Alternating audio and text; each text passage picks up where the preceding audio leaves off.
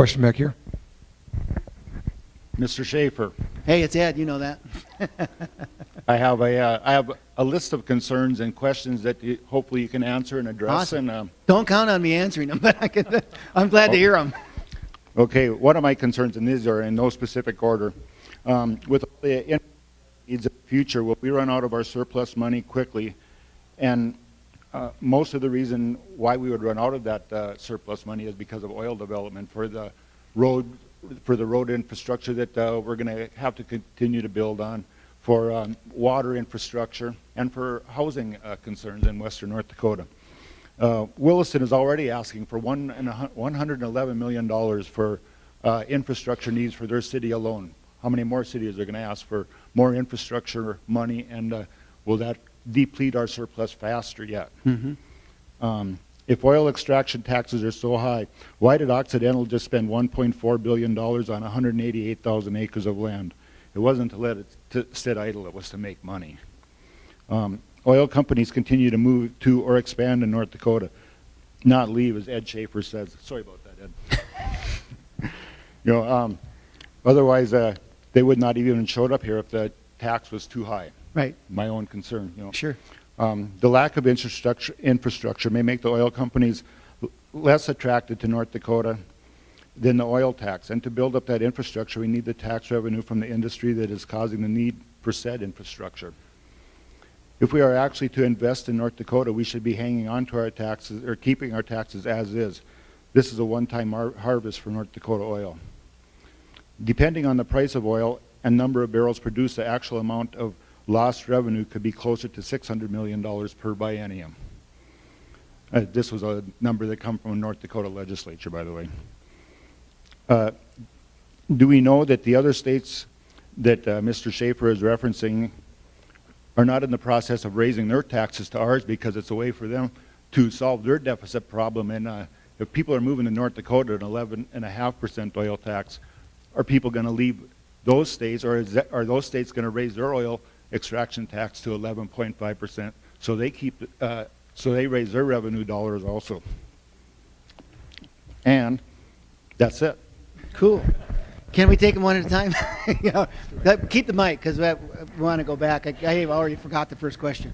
So keep the mic, and let's go down one at a time. Okay. All right? First one was infrastructure. Correct. The first one was infrastructure needs in the future. Will we run out of our surplus money faster than normal because of those infrastructure needs? Right. And the point I'd ask you to consider there is the current revenues to the budget in the state of North Dakota today are $2 billion from oil. It's projected in the next budget to be $3.5 billion. So you got $1.5 billion increase. That pays for a lot of $100 millions in Williston, and you've got so much revenue coming in that you don't affect. And one of your other questions was, what's the real impact? And you said 600 million or whatever. I don't know what pieces of legislation are running around down there, but in Bismarck. Well, this was just a figure that if they expect the barrels produced per day to go to 500,000 barrels a day. Right. And if oil reaches $100 a barrel, then they expect this to be $600 million in lost revenue. If it stays, the figures given now, I believe, are priced at $85 a barrel and at 355,000 barrels production. 72.50. Okay. Right.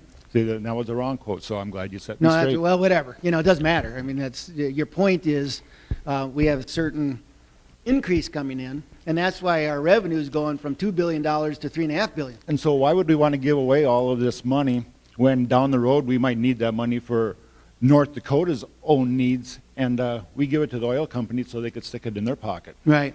And I think, first of all, the mineral owners and the royalty owners pay the taxes too. So it isn't just going to the big bad oil companies to stick in their pocket. So, you have that. And I realize that. Yeah, you have that issue. We have to come to a happy medium to keep everybody happy. Exactly. And that's why I just appreciate these discussions so much. And you have to look at the mentality of the oil companies. And if they go in, and we'll throw up a map here in a little bit later. Okay.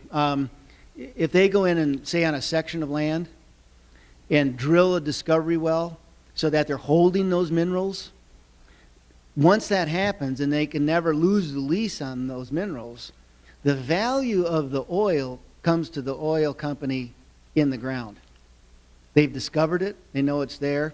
And so they go on a section of land and build a discovery well. Normally, you'd punch 3 and 2 and 5 and 4 more wells in that same section. But if they just have the discovery well, they don't have any incentive to pull it up other than economics. And so if your economics are better in Oklahoma, for instance, why would you not drill the well there? Because you can always come back to North Dakota. You're absolutely correct. You know, so that how do you keep that production? How do you keep them pulling that oil out of the ground? That's one of the things that we have to do. Now, taxes affect that, like it or not. You know, is it putting more dollars on the bottom line of the oil company, or is it saying we want the economics to be equal to other states, and can we keep that going so that those production wells keep getting punched to keep our revenues up?